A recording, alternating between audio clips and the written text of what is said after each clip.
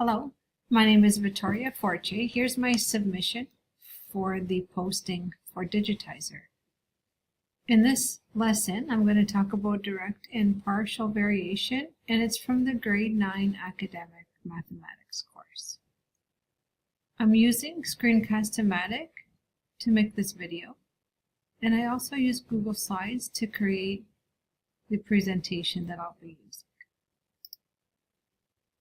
Here's some of the curriculum expectations that we'll cover in this lesson.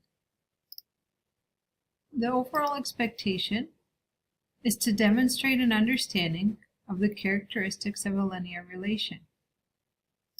And more specifically, we're going to compare the properties of direct variation and partial variation in applications and identify the initial value. Let's look at some of the learning goals from this lesson. By the end of the lesson, these are the goals that you should have met. One is to explain the difference between direct and partial variation. You should also be able to recognize direct and partial variation, not only from a graph, but from a table of values and also from an equation. You should understand the meaning of rate as well as initial value. And you should be able to apply this knowledge by being able to create an equation from a given situation. First, let's look at some graphs. Here you can see two examples of direct variation. And two things in particular that we're going to look at are the rate and the initial value. So let's have a look at the rate for this graph on the left. As you can see, it starts here at 0, 0.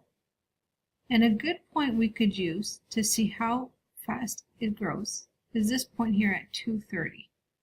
So to find the rate, we're going to compare how quickly it grows in the y direction compared to how quickly it grows in the x direction. Or how does y change with respect to x? Okay, so let's look. In the y direction, it started at 0 and it went up to 30. So there's a change of 30 in the y direction. Now let's have a look at the x direction. It started at 0 and went to 2. So there's a change of 2. So if we look at the rate for this graph, we can see that it's changed by 30 over 2. 30 divided by 2 being 15. So the rate for this graph is 15. Now let's look at the rate for the graph on the right. Here's a good point we could use. So if we look at the rate for this graph, we can see it started at 0 and went all the way up to 20. So the change in y is 20. Comparing that to the change in x, which started at 0 and went to 4. So the change is 4 in x. So rate being, how does y change with respect to x? So in this area, it changed 20 for every 4x.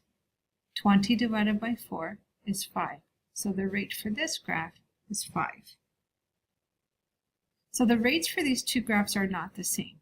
So that's not what tells us if it's a direct variation. But let's look at the initial value. When we look at initial value on graphs, we talk about the y-intercept. If you look at the graph on the left, the y-intercept, or where it crosses the y-axis, is 0. Or it really goes through the origin. Compared to the right graph, the y-intercept, or the initial value, is 0. So now we can conclude that both these graphs, which are both the direct variation, have a y-intercept of 0. Now let's look at some partial variation. So once again, if we were to calculate the rates for these two graphs, I can tell you that they do not have the same rate. I've already calculated the rate for the graph on the left, and it happens to be 1/4 or 0.25. I calculated the rate for the graph on the right, and it's 10. So their rates are not the same. Now let's have a look at the y-intercept.